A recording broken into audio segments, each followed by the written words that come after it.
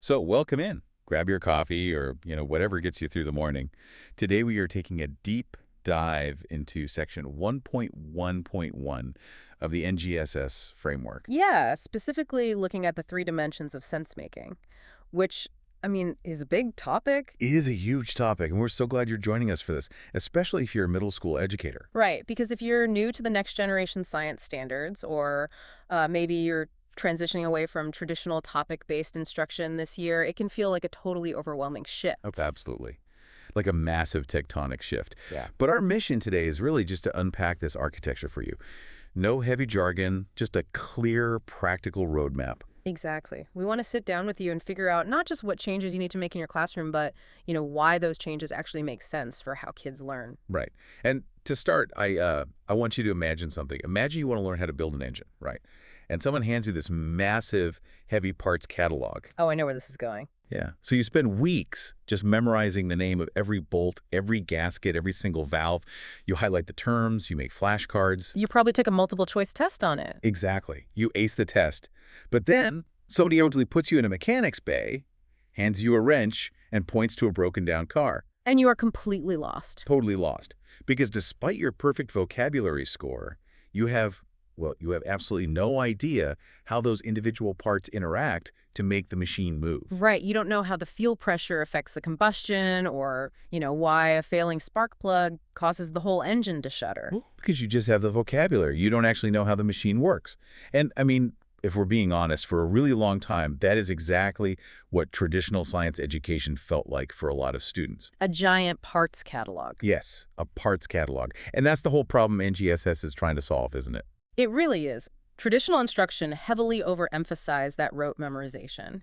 You'd assign a textbook chapter, kids memorize the bolded words, and then maybe you do a confirmation lab at the end of the week. Oh, the confirmation lab. We've all been there. Right. And a confirmation lab is just the perfect example of where the old system fell short. Because the outcome of the experiment is already known to the kids before they even pick up a beaker. Right, because the teacher already explained it on the whiteboard on Tuesday. Exactly. So the lab is just a procedural exercise. It's following a recipe to prove the teacher was right. The adult in the room has already done all the cognitive heavy lifting. Which means the students are just sort of passive recipients of information. Yeah. And NGSS exists to shift the focus entirely away from that toward what cognitive scientists call usable knowledge. Usable knowledge. So, practically speaking, for the teacher listening right now, that means moving the culture from passively learning about a topic to actively figuring out a phenomenon. Spot on. Think of the traditional sequence, right? You teach the vocabulary, you explain the chapter, do the lab, take the test. Teach, explain, lab, test. Right. But with NGSS, we flip that sequence entirely. It's phenomenon, then student questions, investigation, gathering evidence, model revision, and then finally explanation. Okay, I have to pause you right there because I'm a teacher who has used that old sequence for 10 years. I'm immediately noticing something missing at the beginning of that new sequence. Yeah. The vocabulary. Yes, the vocabulary. Isn't front-loading vocabulary important? If we don't start our ecosystems unit by defining, photosynthesis or consumer or genetic mutation, aren't the kids just guessing in the dark? That is such a common pushback, and it makes total sense because we are so conditioned to think that words have to come before understanding. Right, like they need the language to describe what they're seeing. But think about how an actual scientist operates in the real world. A researcher doesn't start with a newly minted vocabulary word. They start with a puzzle. A puzzle in the natural world. Exactly. They observe something strange, they investigate the mechanism, and then, only after they understand how it works, they give it a label.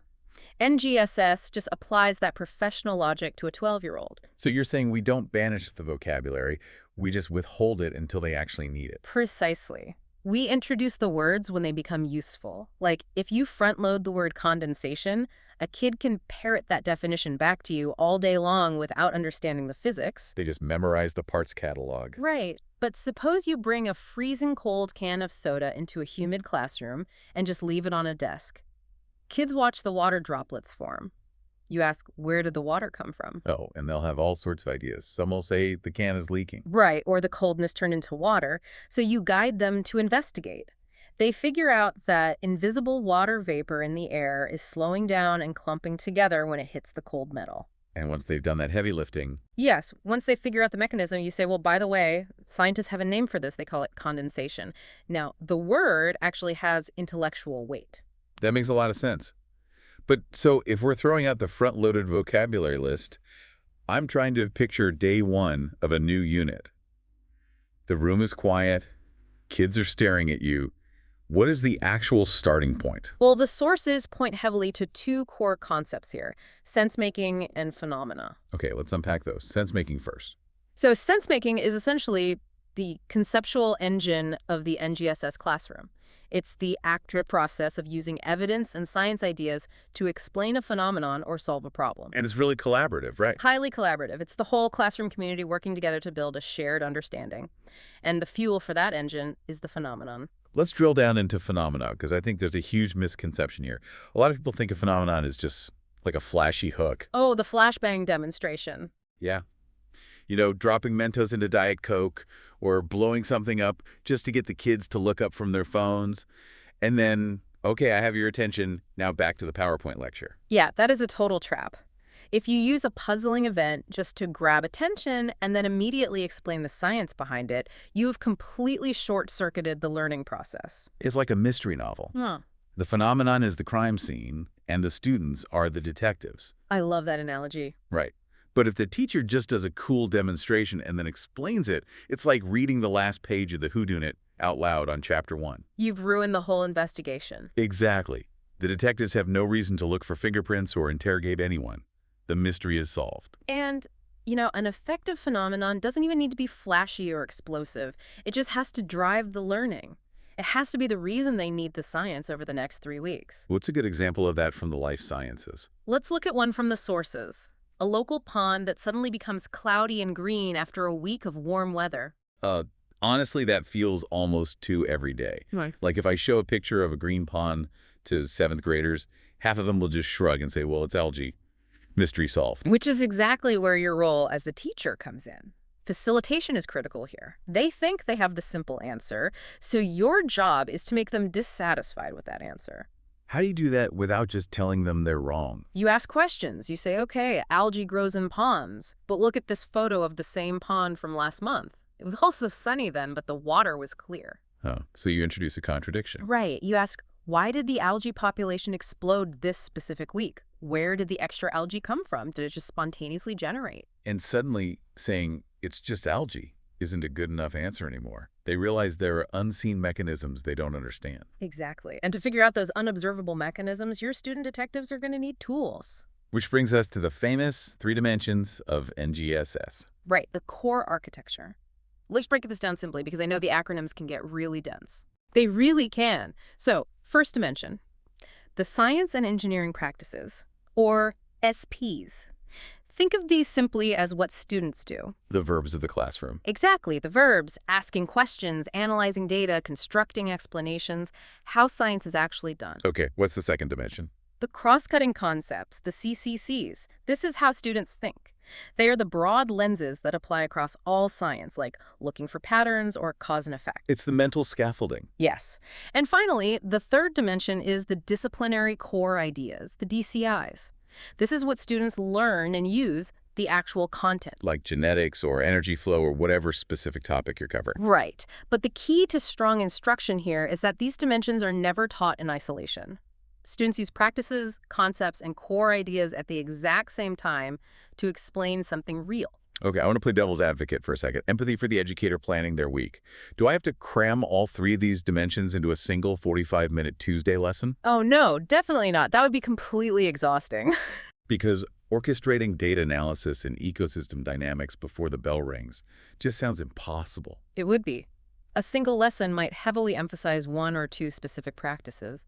Maybe Tuesday is all about developing a model. But they are woven together continuously across a whole unit. The unit is the container for the 3 dimensions. Okay, that takes a lot of the pressure off. You just mentioned developing a model, and I really want to zoom in on that word. Models? Oh, it's a huge part of NGSS. Because my memory of a middle school science model is like a styrofoam ball painted to look like a cell. or copying a volcano diagram perfectly from a textbook. Yeah, we have to completely dismantle that definition. Under NGSS, models are not final products. They aren't decorative crafts. They are epistemic thinking tools. Thinking tools. So they change. Constantly, they are revised as students gather evidence. It makes me think of drafting a blueprint, but instead of a pristine architectural drawing, it's this messy thing that gets scribbled on, erased, crossed out as the builders figure out what actually works. That's a great way to look at it. The messy revisions are the visual history of their learning. Let's look at how this plays out with a classic middle school misconception. Okay, what's the phenomenon? A simple plant growing toward the light, gaining mass over time. You ask the students to draw an initial model explaining how a tiny seed turns into a huge, heavy plant. I can guess what they're going to draw. They're going to draw the plant eating the dirt, like roots acting as straws, right? We eat food to grow, so the plant must consume soil. Exactly. It's a completely logical deduction based on their lived experience. But it's wrong.